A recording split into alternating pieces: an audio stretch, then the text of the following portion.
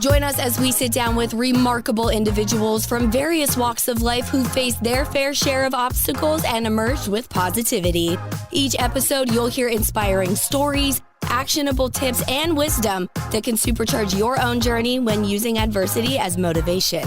Let's learn together. Welcome to Lauer Power.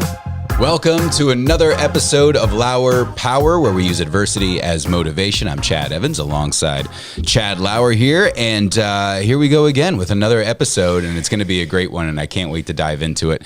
I want to say thank you to our continuing sponsors helping us out through every episode. It is greatly appreciated.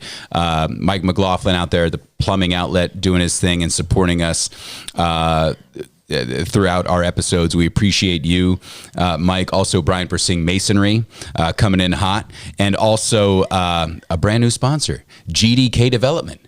How about these guys?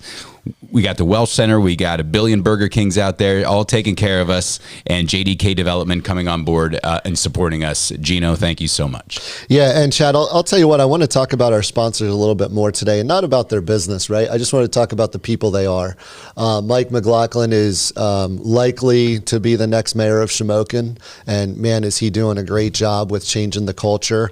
And obviously, Brian Persing's been doing it for years. He's on the school board, has a very successful business. He's involved in so many community things. He's always given back to the community. And then Gene Welsh and Gino Welsh, man, are they making an impact, right? So beyond the business part of it, they are just great families, great people, and I'm really, really happy that they're supporting our mission, and can't wait to continue to promote them. Yeah, for sure, and community efforts. I mean, these are leaders in our community that we can't do a lot of things without. Yeah, and I think they're starting to inspire people. Those that know them, for years, all of them have done a lot behind the scenes, and they really didn't want to be recognized, which I get it. Anonymity is great. I think I said that right. But, you know, it's one of those things where now that they're kind of starting to show themselves a little bit more in the community and people are seeing what they're doing, it's getting other folks on board. They're like, wow, they're inspired by it. I didn't know they were doing that. And I think we're creating great momentum because of it. Yeah, I agree. So good stuff. So listen, this podcast, as you know, is about using adversity as motivation. And sometimes in my day-to-day life, I meet people that inspire me, right? And you've all heard my story about my rare genetic disorder. And I want to tell a story before I introduce my guest. So our guest put a thing on Facebook that he was looking for a new website to be built. And I had a friend reach out to me, Dave Latour, and he was like, hey, you need to call my buddy Giuseppe. He needs a website for the restaurant. And I called Giuseppe Bua, whose family runs the OIP in Sunbury. And this guy greeted me with, what's up, brother? Right? That's what he said. Like, I was like family. That's the way I met Giuseppe. And I really didn't know who Giuseppe was. So we met in person and, you know, we sit down and I go meet him and he comes up in his wheelchair. And I didn't know what to expect. I didn't know Giuseppe well. Nobody told me that he had a rare genetic disorder just like I did, right? But I learned really quickly that Giuseppe had a rare genetic disorder called osteogenesis imperfecta type 3. And it really impacted his life, but I had no clue because he greeted me with, what's up, brother, right? Positivity, right? Couldn't wait to meet me, had a project in mind to improve his business. And the coolest thing about it is, you know, every time I've talked to him since then, same passion, right? And then he listened to the podcast. And he told me he listened to the podcast. And we connected through that because I don't think, just like I didn't know that he had this rare genetic disorder, I don't think he knew the battles I had. And man, we bonded over it. And I said, will you come be a guest here? I want to tell your story, right?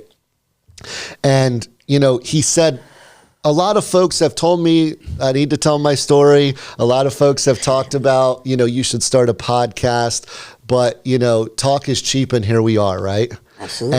And Giuseppe, I just want to thank you for being on the podcast. And I want to tell your story today because I think your story can impact so many people, right? So I'm going to turn it over to you. We talked about this before, and we want to kind of go through this in chronological order. So why don't you tell us from your earliest memories, your story, and we'll start from, say, when you were a little kid. Sound good? Yeah, that's awesome. Well, I want to thank you guys for having me. This is honestly really cool. I think my story will help somebody, hopefully. And just to get things out there, because like you said, without me explaining my story, people don't know. So it is honestly really cool to be able to do that. So my name is Giuseppe Bua. I'm currently 35. So I was born with this, let's call it magical, moment in life. I was born with this disability called osteogenesis imperfecta, type 3. There are multiple types. Type 1 is very rare. You don't even you don't really know you have it. Type 2, you break a little easier. And all it is a bone genetic disease. It means brittle bones. And I had type 3, which obviously makes me in stature, and the wheelchair. Type 4, you don't really make it far in life. And then, unfortunately, I've heard there's many more types out there that I personally don't really know much about, but I know there are. So, when my parents first found out that I had this, they were very late in stage of pregnancy, like 7-8 months. They noticed in an ultrasound that one of my legs was crooked, and they thought, that was odd. But they also assured my parents that, once I came out, they could just adjust it and things would be probably okay.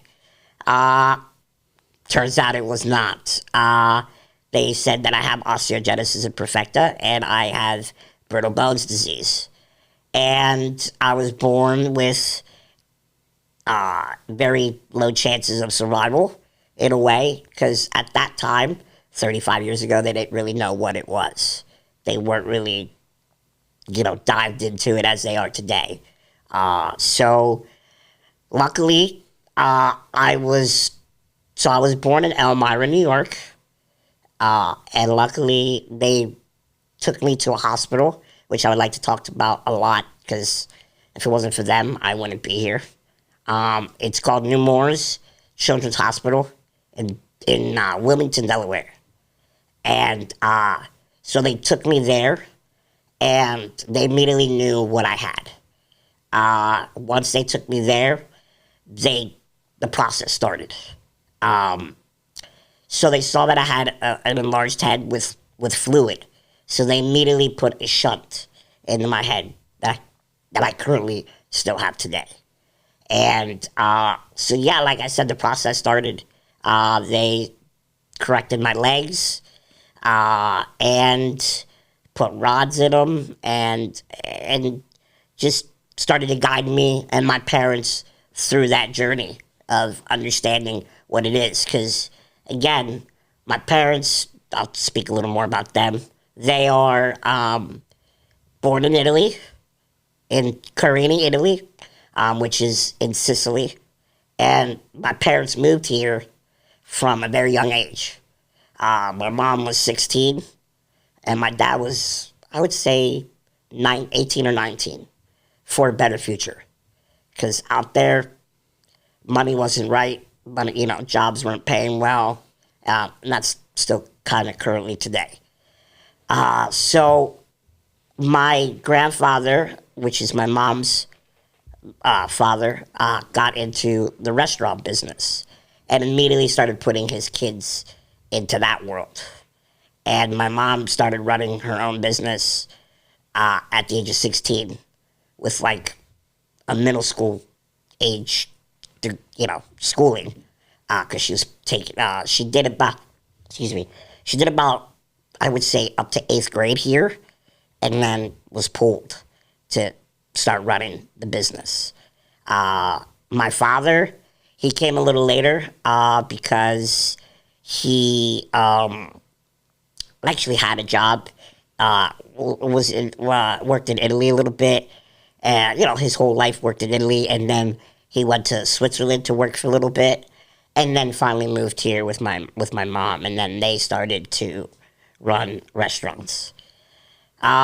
So again, growing up was them not knowing to even process or what to do. They think having a child, because so there's three of us. I have an older sister, Giovanna, who's perfectly normal. There's me, and then I have my brother, Rosario, who you met, who's perfectly normal. So they didn't know, how could this be? We have an older daughter who was perfectly fine, born. She's 3 years older than me. So it was all new to them, as I'm sure it's new to everybody who has a child that comes up, that has a disability or something, No one's really prepared for that. No one is. They might give you advice. They might tell you how to, well, you could do this, or you possibly could do that, but you don't know until you're in it. And so, just growing up, everybody learning. My family learning with me and me learning with myself. So the very early ages of my life was very critical. I've had countless of broken bones in my entire life, too many that I can count. So like I said, the first 5 years of my life were really rough for everyone, till we got an understanding on how to make it work in a way, And so I went through this. I got the shunt put in, and I had rods in my legs. They corrected my legs, and life just moved on. But in that process, broken bone here, broken bone there. My parents trying to run a business, trying to support, take care of my older sister. Just everything was just, tough, really tough, really tough. And it was hard. It was really hard. I remember countless in my life being in hospitals, because I used to get very sick as well.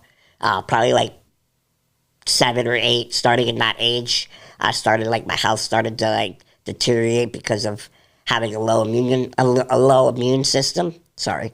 And so I was always in and out of hospitals with pneumonia or bronchitis or the flu. So it was very hard to maintain a normal, life. Because once I started school in kindergarten, that's where I met, that's where I met one of my best friends. Just like this. I walked up, got strolled in, and this big goofy guy with big glasses, I hope he hears this. And that was it. He became like my brother. Sorry. No, that's okay. What's his name? His name is Jeff. Jeff? Jeff Kreitzer. Jeff Kreitzer. Yeah. Yep. And you guys clicked right away. Instantly. That's amazing. Just by look. Because he thought I was goofy looking, and I thought he was goofy looking with these big glasses. So all we did was stare at each other until we finally were like, well, who are you? You know what I mean? And that was it. Dude, well, that's a great story. That was it. Yep. And he was, to this day, still is, like a brother to me. Yeah. And so. And you needed a friend. Oh, absolutely. Just like we all do. Yeah, absolutely. Right? And that's a scary time, right? That was a perfect moment to meet him, because he has been through things with me, like step of the way. Yeah. You know what I mean? And so I met this dude, and we just grew up together. He was like normalcy, like he was just cool dude. He didn't treat you any differently. No. Yeah. Not at all. And so having a friend in that state, in that mindset, that was really cool. That's great. Meeting him and having a good time. And So yeah, and then about like 10 years old, that's when like my mind started to really go. You know, as you get older, you start seeing your friends play sports. You know, and the people that know me, I love sports. Right. Like, if you ask me what I wanted to be, soccer player. I love soccer. Like, all I do is eat, breathe, sleep. It's in your genetics, brother. Yeah, brother. Yeah. Yeah, it is, in a way. Yeah, it is, in a way. And yeah, it just got hard. You know, trying to, like, figure out, like, what my place is. Like, what am I supposed to do? You know, everybody's getting older. You know, like, my friends are playing sports. My friends are doing this. My friends are doing that. They're riding dirt bikes. They're riding four-wheelers. They're going camping. I mean, the camping's out for me because I don't really like bugs. But I'm just saying, you know what I mean? It's hard. It's hard, you know, mentally, you know? Luckily, I got to experience 5th grade camp. Let's talk about that for a little bit. I was very fortunate that the school let me come every day instead of staying there, which was great. My dad took me every day, dropped me off, and I had my aide with me, and we just had a blast. That's awesome. You know what I mean? I got to experience that with the kids, my friends. Yeah. What am I saying? You know, my friends, and it just, like, life experiences. You know, that was cool. And I do want to say this. My friends that I had in school, all amazing. Every single one of them. Never once did they look at me like weird. Yeah. At all. Like, I was... They accepted you, yeah. Giuseppe. Yeah. You know, like, everybody that I see today. Sorry. No, man. It's real. Like, I see people that I went to school with. And it's, you know? Yeah. I'm me. You know? And I don't think you realize the impact that you had on them. I hope. No, I know, right? hope. I know. And that's why I'm so happy you're telling your story. Yeah. Right? So, and thanks for being vulnerable and Yeah. sharing that with us. Thank you. So that had to be hard, right? Yeah, That had it to be was. hard. It was hard to see. Thank you. Yeah, you're welcome. It was hard to see people, you know, that, because again, I grew up trying to help myself understand, like, to me, I'm normal. Yeah. You know, like, I was born, let's say this clearly, because we talked about this the other day. I was born with a physical disability, not a mental disability. If we get that out there, brother, that right there, that clip means the world to me, right? And I just want people to know that. And they did. Yeah. They realized it. Yeah. You know, like, I'm not going to sit here and say I'm book smart. I'm not book smart. You know what I mean? Like, I went to school, that was a big hangout. I'm going to be honest with you. We're 3 peas in a pod, my friend. Let me tell you that right now. I went for one reason. The chicks. That's it. Yeah. You know what I mean? I hear you. In every class, oh, dude. In every class, I had girls write my notes for me. Yeah. Ah, dude, it was all that. You know what I mean? Yeah. It was all that. I only went to school for chicks.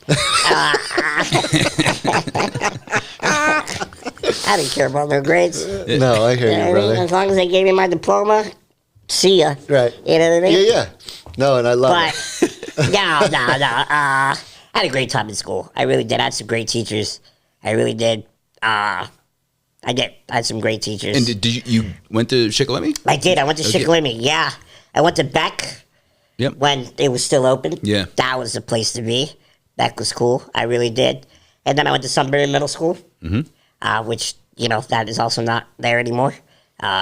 In town, in Sunbury. Yep. It's here down in Nori. But, and then I went to high school. Yeah. Yeah, so, yeah, man, I had a good time in school. It was rough, though, because, like, in that stage in my life, too, I was always injured as well. So I missed a lot of school. I did. I missed a lot of school throughout my life. because of that reason, my health, either my health or having, I broke something and I can't physically, be there for a long period of time. But at some points I had a couple tutors and come to my house. And so they made it work. I really appreciate that. They made it work. But yeah, so I missed a lot. Oh, I'm sorry. I missed a lot with that as well. But luckily, at the age of 13, this is where, it gets kind of... At the age of 13, so again, like I said, every year as my life goes on, I would go periodically to the hospital in Delaware with Nemours. And I was getting checked up one time, and my doctor, my internal medicine doctor, said to me, who's no longer there, there's a research they're doing a research right now at UCLA about a medicine called permigenate that is being said that will help strengthen your bones to reduce fractures. Would you be interested in partaking in this kind of, ordeal? Because at the time it was very, early stages. They said they did some clinical studies and it's been working. So I was like, talked it over with my family, and I was like, yeah, if it's to help me, of course, I'll do it. So at the age of 13, I started doing this, it was an IV, through an IV. So I would go to this hospital, and I would stay there for 3 days, every 4 months. I would go every 4 months, and I would stay out there for 3 days, and it was cool. It was really cool. It was an experience to get out.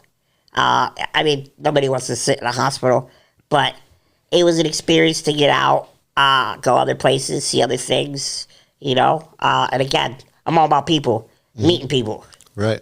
All about meeting people. So right before getting this treatment, so they tried to do the treatment in the beginning, and I have very small hands and very, you can't really see veins. So I would always have an issue trying to get an IV. And oh man, that sucked. Oh, yeah. I believe the digging, oh man, it's like they're digging for gold. Yep. Get out of there, And so they advised me to get a Metaport. So I went in and I got a Metaport. It's funny because I was thinking about this the other day. It was on a Friday, and my doctor's like, dude, you'll be in and out. You'll be in and out of surgery. And I said to everybody, yeah, okay. So I said to everybody, I'm going to go. I'll see you guys at the game tonight. There's a home football game. I was like, yeah, I'll see everybody at the game tonight. Man, I couldn't move. Yeah. I couldn't move the rest of the day because it goes into your neck. Yeah. Because I got to get your main artery in your neck to do it. And so I felt like my neck was broken. You know what I mean? So I was like, the whole weekend, I was like, ow. So, but yeah, so I got this Metaport in, and it was smooth sailing from there. It really was. It was smooth sailing from there. And it was cool because, like I said, I would go out there, I spent time with my dad. We had some good time together, bonding. We had... sometimes my whole family, my parents would come out, my mom and dad, my mom would also join. It depends, but usually it was just my dad and myself. And not to interrupt you, Giuseppe, but did the medicine work? Yeah, I'll get into that. Yeah, it did. It did in the long run. In the long run, it did because I did see a lot of less. I seen a lot less of fractures. I don't want to interrupt your story, but those of you that have listened to the podcast also know that I also tried a clinical trial drug that was approved by the FDA like 3 to 4 months before I started it, and people don't realize the risk in that. Yeah, we're a little bit of a guinea pig. Absolutely, and that's what when I did it, I couldn't help but think, okay, I mean, this drug could kill me. Yeah. I don't know. Nobody's done it, but I'm going to help somebody else. Yeah. Right. And I think even you just telling your story and us letting people know, like, that was part of our journey. Like, imagine you saying, hey, I'm willing to take this risk, not knowing if it's going to help me or not. Like, this guy just said, hey, they started studying it. And for me, it was rats. Yeah. Okay. It started in rats. Okay. Yeah. Right. And then they went to humans, and I'm like, okay, it's going from rats to me. Yeah. Right? You similar. They probably started somewhere. Yeah. They and then didn't it's really come to you. explain. But I'm saying you were willing to try it, which is just amazing. Yeah. And you've already helped somebody else. I guarantee they told Giuseppe's story and tried it on another kid. Yeah. Right. And that's, I think, for our listeners, you know, even though you're going through all this stuff, like, you still were willing to say, man, like, sign me up to put a port in my neck. I'm willing to do it. Yeah. Right. And that's something that our listeners need to take home and be aware of. So sorry. So you start to see, you had some great family bonding time. You got to, you know, you were willing to try this. It started to work. Yeah. What's next? So, like I said, I started to do this, and a couple years in, I started to see an improvement. I started to see that I was getting, like, I could, you know, roughhouse a little more. Wow. You know what I mean? Like, I couldn't, you know, there was moments where, like, you know, oh, don't touch Giuseppe, you know, like in that sense, you know what I mean? Don't go near him, you know, and it was like that in my early stage of my life, yeah. But, like, now it's like, oh, someone bumps into me, you know, it's no problem. That's you great. know what I mean? Like, I could, you know, so I started to realize that, you know, at about, like, 15 or 16. I started at 13. We started to see improvements in that state. One time, I took my friend Jeff with me to this thing to go to spend time with me in Delaware, and so that was good too. You know, get to take my friend out there and just have a good time, get into mischief. You know, What an awesome friend too, going with you, man. yeah. I mean, how cool is that? I have more friends. I really do. I have another friend, Jared Slayball. He lives in California right now. He's also, man, truly one of my best friends in the world. That's awesome. He, you know, it's really cool to have like that, you know. And my family, like my cousins, you know, my cousin Rosario, my cousin Giuseppe, all my cousins, they're all my best friends. You know, like, I don't have just one. You know, like, it's amazing. Like, I don't have just one person. You know, like, dang. So, like, growing up, you know, seeing your friends and your family get to experience things in life and you don't. My cousins would sometimes sit with me to not do something. You know, if we go somewhere, like, just a wild example, Knobles. Yeah. You know, the Knobles. Everybody would go and rides, oh, I'll stay with you. Dude, that's... You know, like, it's stuff like that. And, like, they let me experience things in life that I never thought I would. I went to my cousin Rosario, at the time, was Penn State Hazleton. And he's like, bro, come on, you gotta come up here. That's awesome. You know what I mean? Like, you gotta come up here and party. Yeah. You know what I mean, man? And he had an apartment with his girlfriend at the time. And, man, I went up there, and I just had a blast. You meet a lot of chicks? You know what? I honestly can't remember. Yeah. I'm gonna be honest with you.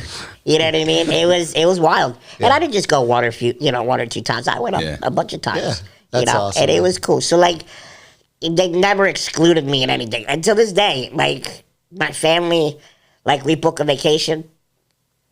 If I can't do everything, no one's doing anything. And I want to transition to that, and I want you to come back, tell your story, but it's a perfect transition. So, you and I were talking before about, you know, your family and even how you name the children in your family. Yeah. And talk to me about that, because it's a special, you know, it's Italian culture and heritage that you live, and I want folks to kind of hear about that. So, can you kind of get into that a little bit? Absolutely. So my parents, born and raised in Italy. Like I said, Carini, Italy, and Sicily. Born and raised there. And so when we were born, my first language to this day is Italian. I speak fluent Italian. Because in my house, to this day, I speak to my dad. and my dad at least, in Italian. Because if I talk to him in English, he'll go, huh? What? What'd you say? You know what I mean? He communicates with people like, family, he wants Italian. You know what I mean? So like, and that's the best, is like, the beauty is like, they instilled that in me. You know what I mean? Like my whole life, like I said, growing up, all I heard was Italian. I didn't really hear English unless I was in the restaurant, We spoke to each other in Italian. We answered, everything is Italian.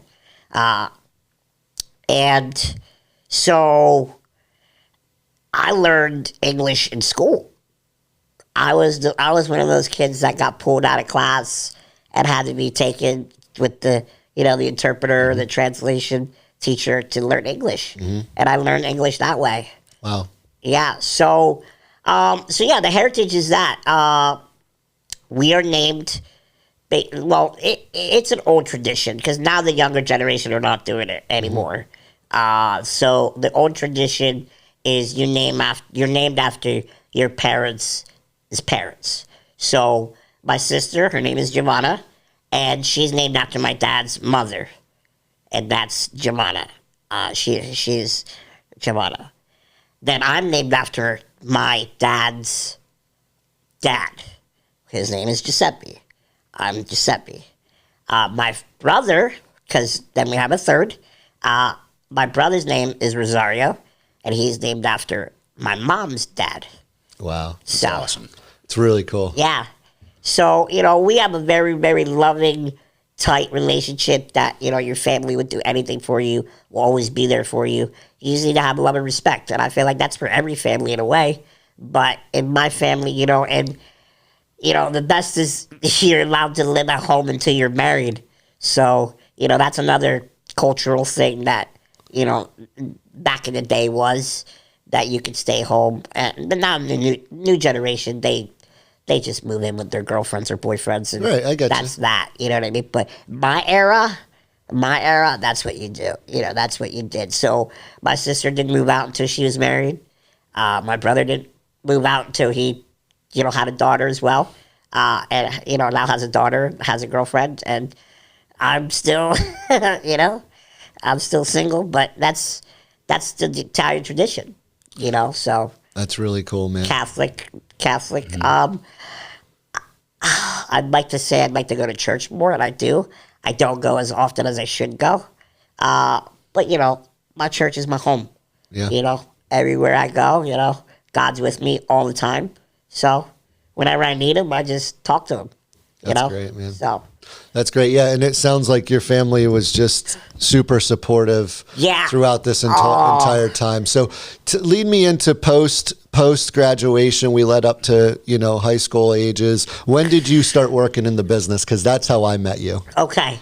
So I would like to when I was 19, I had a major surgery. Okay. So again, when I was like 15, my doctor told me, you have very bad scoliosis. And there's a possibility you don't make it to 25 if you don't get this fixed. And I was like, what? What does this mean? So then, later in my life, still doing this treatment, I met with a doctor that also said, I think it's time for you to really consider doing this. So at the age of 19, I decided to do this surgery. It's a spinal fusion surgery. Wow, that was brutal. So it sucked because it was the day before Thanksgiving, but it was awesome for me because my aunt, we had Thanksgiving a week before. My aunt, was like, "No, you're not gonna not have Thanksgiving. We're not gonna have Thanksgiving. And I'm not gonna be laid up in a bed and everybody go out and have Thanksgiving. And again, they told me the pros and cons of it. The pros of it improves your lifespan. The cons is it's a pretty big surgery. And, in every surgery, there's a possibility of not making it, And then knowing at that time my health, because at that point I was sleeping with oxygen because of, that being an issue. So they were worried. They were worried about that. So again, I decide, let's do this surgery. It's either, I like baseball, so you swing and hit for the home run. So let's try to make this work. And I'm very thankful and fortunate. I think I got all my crying out. I'm very thankful and fortunate that my entire family came up. My entire family. My aunts, uncles, cousins. There's about 80 of them in the hospital waiting room. You know what I mean? And so, yeah, that was a little, doing this was a little nerve-wracking. Because, again, being told, there's a possibility. So I went in and, I went in and the surgery took 11 and a half hours. They induced me into a coma for 2 weeks. I had no clue. I woke up and I was just like, I figured in my head it was the next day. I knew they were going to keep me out, for a day. And I woke up and I'm like, I know where I'm at. But I'm like, so how'd it go yesterday? And they're like, you mean 2 weeks ago? And I was like, wait, what? 2 weeks ago? Where the heck have I been? And so, yeah. And then the stories they told me, they couldn't get my body to function. They couldn't get my body to fall asleep. I was fighting the anesthesia. I tried to go in there as calm as I possibly could. But, my doctor was like, dude, you're a tough son of a gun. Like, you wouldn't go to sleep. We were pumping you. You were not, my body was, twitching, they said. My body was, making weird, movements. My legs weren't cooperating, And plus, I was on my face down. So, 11 and a half hour, all that pressure, they said I looked like my mom was, And another thing. My mom and my whole family prayed, the entire time. 11 and a half hours. 80 people there. There was people laying on the floor.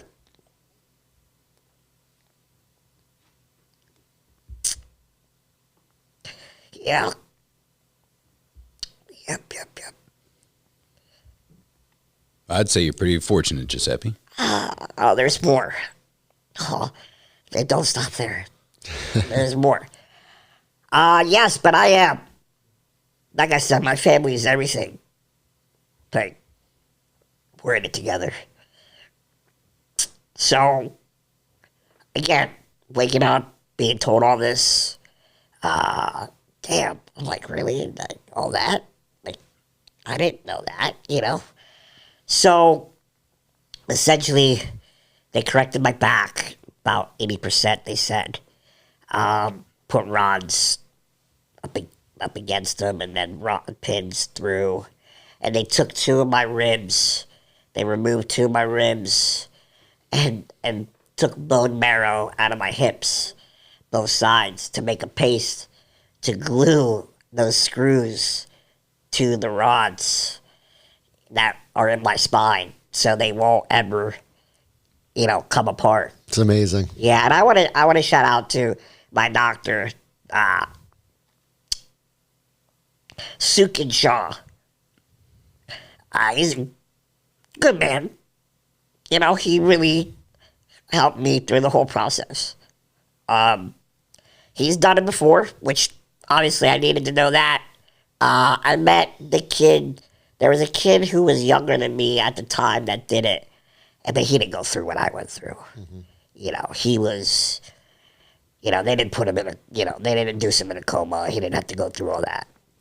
And let's shout out the entire Nemours team. I mean, that's an amazing place, and obviously really has had a great impact on your life. Yeah, so. I wouldn't be here. Yeah. If it wasn't for them, I really wouldn't. The team of doctors out there, everybody is just fantastic.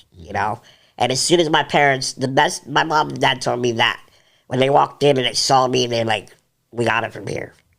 That's awesome. They knew right away. what I had. So, again, being there and going through that, it was just the rebuild. You know, like, okay, now we're good. You know, let's try to get better and better and better. And it took a while. It really did. It took a long time. Probably about a year, I would say, to get fully, 100%. So, yeah, and then in between there, just trying to get my health back, get better. And having that surgery really helped. Like I said, it helped a lot in a way. And you're 35 now. Yeah. And they said, hey, you might not make it to 25, right? Yeah. So we're a decade out, right? Yeah, and that's the most amazing part. That's why I did it, honestly, because I wanted to prove it to them. Yeah. You know what I mean? I guess I'll be your test dummy. Let's try this out. Right. You know what I mean? But I always did it in the best part of for my health. Yep. I didn't do it for science. You know what I mean? Yeah, I'm not let's try this. But it had to benefit me in a way. And I did it. I never wanted to do something because everybody asks me now, do you have any tattoos? I say no. No. Why? Because you know how many needles I've been stuck with in my entire life? And I didn't want that. You don't let need alone one more. What a great answer. Let alone paying to get stabbed. Right. No, thank you. I mean, I respect everybody that has tattoos. I think they're awesome. Don't get me wrong. I'm not saying I'm no narc on that. Yeah.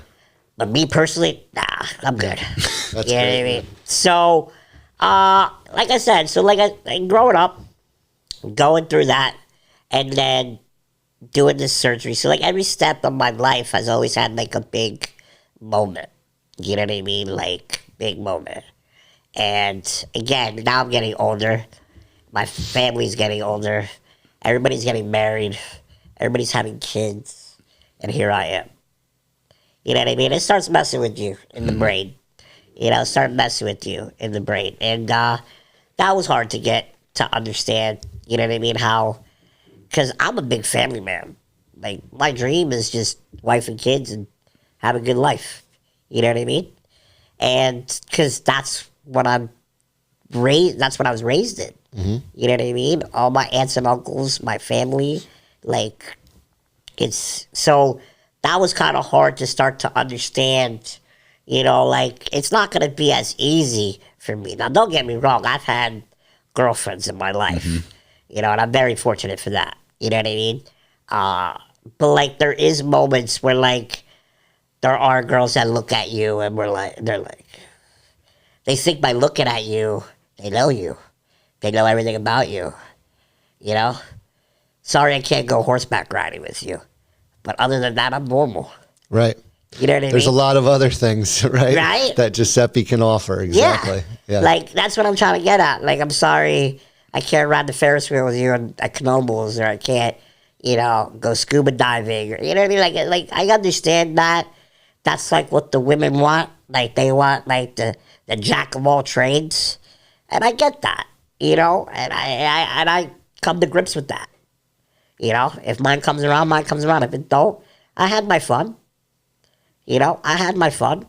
And that's not, that's me accepting me. Mm-hmm. That's me accepting, I'm not for everybody.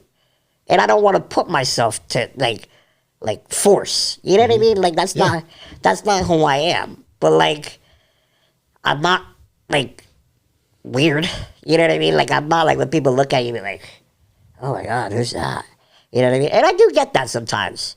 To this day. I'm very fortunate, like I said, growing up, nobody's ever, strangers? Yeah, absolutely.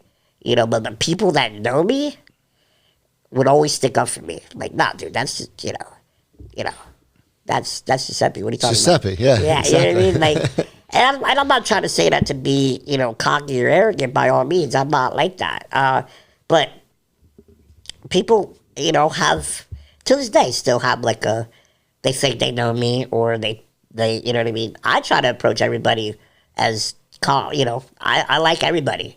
You know what I mean? I love people. That's one of my favorite traits is I love meeting people. I love traveling the world. I'm very blessed that, you know, my parents have given me the opportunity to be able to travel to Italy as like my heritage and my culture, to always see that and understand that and be proud of that. Because they came from nothing as well. You know, they didn't have anything. And now to see them have, and they don't have everything, but they have what they want, you know?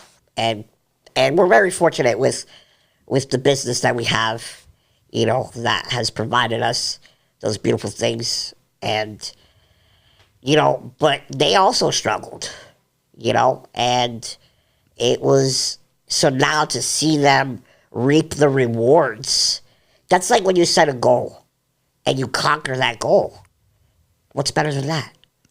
Yeah, and I think your perspective is the key as we kind of start to wrap up this session. It's like, you know, one of the coolest things when you tell your story is your resilience. Yeah. You know, and that's going to be my leadership topic of the day. But before I get into that,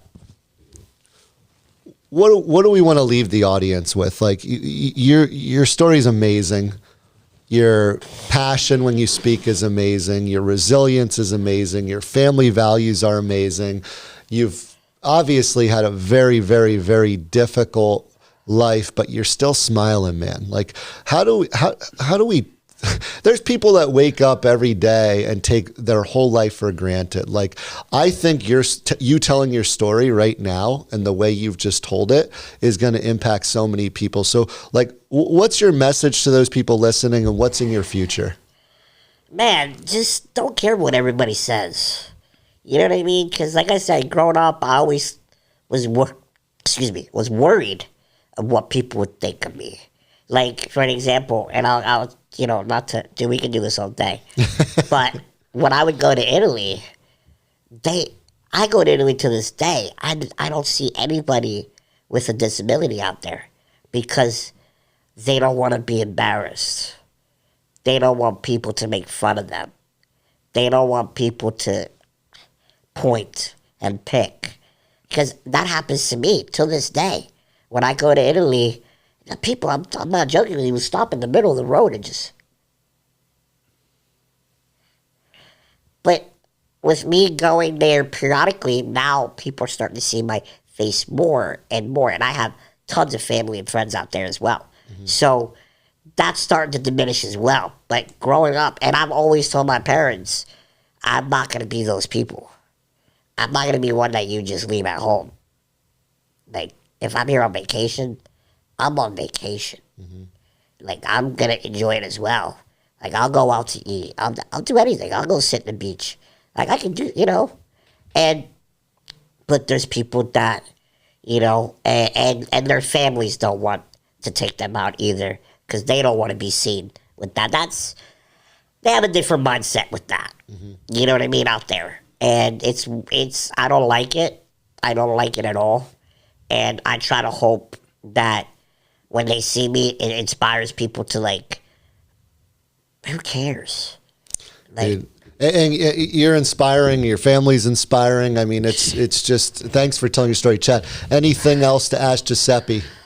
Well, I'm looking forward to the next podcast. If you want to fly us out to Italy, I leave in June. We could go on vacation there. I leave in June. But also too, if you don't mind telling us exactly how you make your wings. At the OIP there in Sunbury, especially the sauce, especially the medium sauce. Well, you start with putting the chicken in the fryer. Okay, you lost me there. And then you get the sauce bucket. We were talking beforehand, and you said, you know, growing up as a kid, all the other kids were like, man, it's got to be so awesome with your mom and dad. You get to eat pizza every day, but you're not a pizza fan. I genuinely do not like pizza, which is shocking to people. But like I said, when you grow up in the business and you lay, and like your playpen is a bag of dough with a towel draped over top so you don't get flour on yourself, and you just walk through and you smell it all day, every day. I can't like. even like in school, we had pizza parties, and I'm not a pizza fan at all. So like, I do eat pizza in Italy though. Yeah, I do. Yeah. What's your favorite food? Nothing is better than like a home cooked meal. Yeah, honestly, like that, yeah. My mom, I'm very blessed. Can I talk about that a little more? Heck yeah! Like my parents are very. I wouldn't be who I am, where I am today without them. Because again, like I said, being born in a family with a disability that everyone in my family is normal. Everyone, my extended cousins, everybody's normal. I just won the lottery, you know? And what perspective, man. Yeah. It's amazing. So, like I said, like it's hard to like, but my parents, my mom has ran the restaurant in a hospital room with me. Like, my mom has, dang, I did miss out on a big story though, if I could talk about that or no. Yeah, go ahead, bro. So when I was 30, I died. Remember when I texted you this? So I was in a relationship when I was 27, 28. And it was good. Don't get me wrong. It was okay. It was good. It was a relationship. And for someone like me to find someone that accepts me for who I am, and I come with 6 wheels, it's rare, okay? It's rare. So I found this girl, and she accepted me. It was, great. I loved it. And then 2 years, into our relationship, we took a little hiatus. We took a little break. And I come back. I took a break while I was going to Italy. I said, while I'm in Italy, let's take this break. Let's not contact each other as much and see where we go from here. Okay. Come back. I'm thinking everything is fine.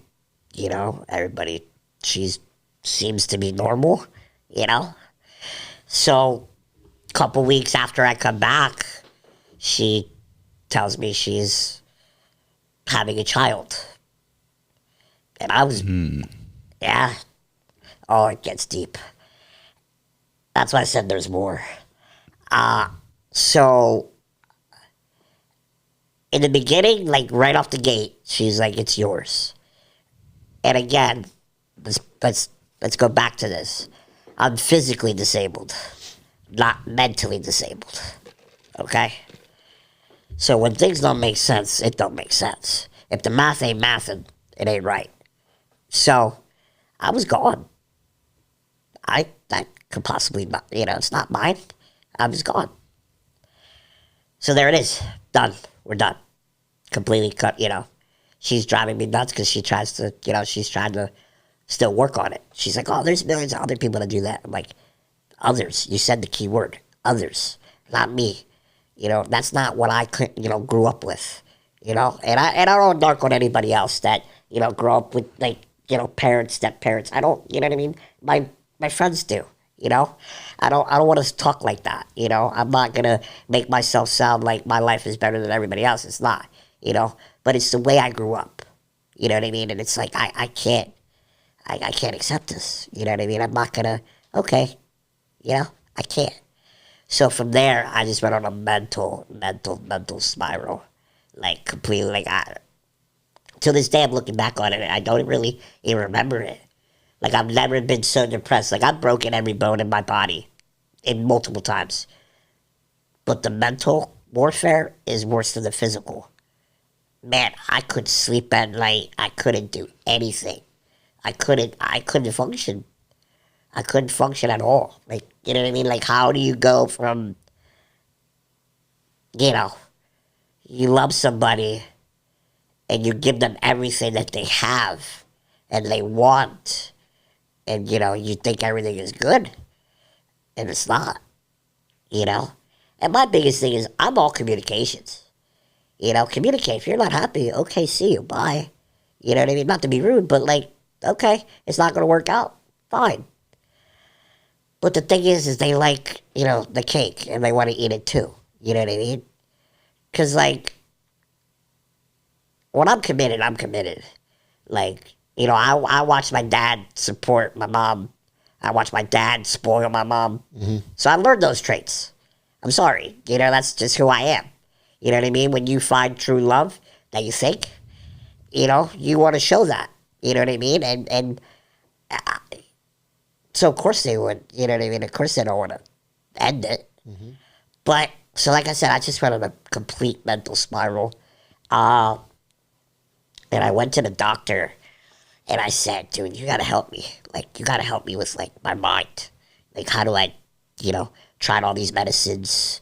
They tried Zoloft. I went on Zoloft, and, man, I can remember like it was yesterday. I was at Texas Roadhouse, and I took it, like, took it earlier in the day, and, like, it didn't really kick in until, like, later at night. And, man, it made me so nauseous. Like, nothing they gave me was ever really working. And then they gave me Ativan. And so I was taking that. Now, the bottle says 3 times a day. I took 3 times a day. Just to, like, I wanted to have that outer body experience. Like, I wanted to be there, but not there. You know what I mean? I didn't want to feel that pain. Because, like, it just kept playing in my head. Like, I gave her everything. Like, what more could I give besides blood? You know what I mean? Like, the only thing I didn't do was donate my blood to her. But everything else I gave her from A to Z. From A to Z. And it's just so hard. And then the pure lying, like, oh, yeah, I love you. Yeah, no, we're good. No, everything is good. What? So, like, I couldn't get over that. I couldn't get over that. Like, the lying. Like, whatever, she's having a kid. Okay, life happens. I get it. But, like, I'm big on that. Like, I don't lie, and I don't really like to be lied to. So, like, that's big, with me. So, like, so again, I'm taking these Ativans. Well, it was just a one-time thing. They weren't prescribing me them. So, again, I took 3 at a time for 3 times a day, and I'm just, like, living out there. So, finally, I stopped, and I'm getting ill. Like, I'm getting ill. And I'm thinking I had the flu. Every day for about a week, just, having symptoms of, throwing up and diarrhea. I'm just like, what is going on with me? I'm in my head, I'm like, I'm dying. Like, my anxiety and my stress is eating me. Mm-hmm. Like, I'm dying. You know what I mean? So I go back to the doctors, and he's like, have you changed anything? Have you changed anything? Like, are you taking something? Like, are you taking something and you stopped taking it? And I told him about the Ativan. And he's like, well, how many were you taking? I was taking 3 at a time. He's like, dude, you could have killed yourself. He's like, you're withdrawing. Mm. Like, you could possibly die if we don't give you more. Because dude, again, lights are off. You know what I mean? Like, I'm just an autopilot. Like, I'm just so depressed that I don't even care at this point. So they get me back on Ativan to wean me off of it. And I finally beat that habit. Good for you, man. You had all the broken bones, but not a broken heart. Right. Oh, I did. I died of a heart attack. Jeez. Then that continued on. That didn't stop. That continued on. Then I got hooked up on, I was smoking those vape cartridges that were giving people popcorn lung. Now, in the beginning, I did not know that. I'm going to be honest with you. I did not know that. Towards the end, I didn't care. But I was getting very ill. So one day in August, I woke up, looked myself in the mirror. I said, if you don't go to the hospital today, you will die today. Went to the hospital. This is where it gets good. Went to the hospital. Can I shout him out? Shamokin? Yeah. Shamokin Geisinger? Yeah. I went to Shamokin Geisinger. Nothing is scarier than the doctor looking at you saying, we don't know what you have, and you could possibly die any minute now. So, like, I went in, and they're doing all these checks on me, and nothing.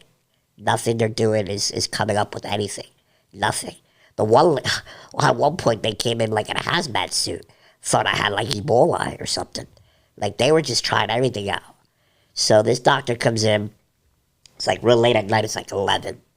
And he goes, well, you know you're not going home, right? I said, yeah, I figured that. He goes, okay. He goes, and 2. He goes, do you have a power of attorney? I go, no, why? He goes, in case you don't make it. And I was like, wait, what? He goes, dude, we don't know what you have.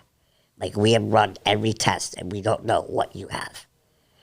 So later that night, they go down to give me a CAT scan. They take me down to get a CAT scan. And as they're pulling me back out, I looked at the nurse. I said, man, I'm going to pass out. She goes, no, sweetie, you're fine. I go, no, I'm going to out like a light. So, woke up 2 weeks later in a different hospital, in a different room, with a bunch of people staring at me, with tubes in me. No clue what is even going on. I wake up and I'm intubated, first and foremost. And my doctor sitting at the end of the bed and he goes, you know, hey, what's up? All right, we're going to tell you something, but you need to, you know, please relax, don't get worked up. And they started telling me my story. I got life-flighted from Shamokin to Danville, Geisinger. I died for 11 minutes. They brought me back to life. And then they put me in a coma for 2 weeks. Brother, again, but I will say this. When I woke up, I was refreshed. Like, my mind was so clear. Like, I was just like, wow. Like, you get another shot at this. Yeah. And, like, I was really like, did that really all happen? So I really believe in a broken heart. And that's what I attribute that to. Yeah, and honestly, I think, again, your resilience is just amazing. It's crazy the things you've been through, and I think you're here because we need to tell your story. I appreciate that. And we're going to do that. We're going to get this out to as many people as we can. Yeah. So thank you for being so vulnerable. Thank you for telling your story. Yeah. As you guys know, listeners, I like to wrap up every episode with a leadership topic of the day. And my leadership topic of the day today with Giuseppe is resilience. So how do we be resilient? There's a few ways if you haven't learned from Giuseppe, but one is we need to be grateful, right? We need to show gratitude, number one. Number two, we have to have a support system. Oh, yeah. Right? Sure. Like, nobody is able to get through any of these things without a strong support system. Yeah. Right? And it's one of those things where, Giuseppe used it as he hit the lottery. But your support system comes from also supporting others, so they reciprocate, and that's the lesson. But the leadership topic of the day is being resilient. So how do you overcome whatever happens in your life, right? And I think we can use Giuseppe's story to learn those lessons, whether it's a friend coming to the hospital at Nemours, whether it's 80 family members praying in a waiting room, right? When he's through his surgery, whether it's his mom running the business from the hospital, right? Whether it's his dad starting a restaurant and coming here from Italy, right? There's multiple stories of resilience, and it's not just Giuseppe's resilience, right? It's everybody's resilience in his circle. At Knoebels, sitting with him while other family members and friends ride the Phoenix, right? Yeah. That's how you build resilience, and you build it together. And I think we can take so many lessons from Giuseppe's family and Giuseppe's story, and Dude, I'm so glad you're here with us. Yeah, thank you. I appreciate So thanks for coming, and thank you for the opportunity, guys. For Giuseppe, real. thank you so much. Again, thanks to our sponsors with the plumbing outlet, also Brian Persing Masonry, GDK Development. Thanks so much for your sponsorship and your support with Lauer Power, and that's a wrap, Mr. Lauer. can't wait to get started on the next one. Are you a business owner, a leader, or an aspiring achiever looking to turn life's challenges into powerful fuel for your success? You've come to the right place. Get ready to unlock the secrets to turning life's hardships into your most powerful ally. Your hosts, along with our incredible guests, will help you tap into your own Lauer power and guide you towards the success you've always dreamed of.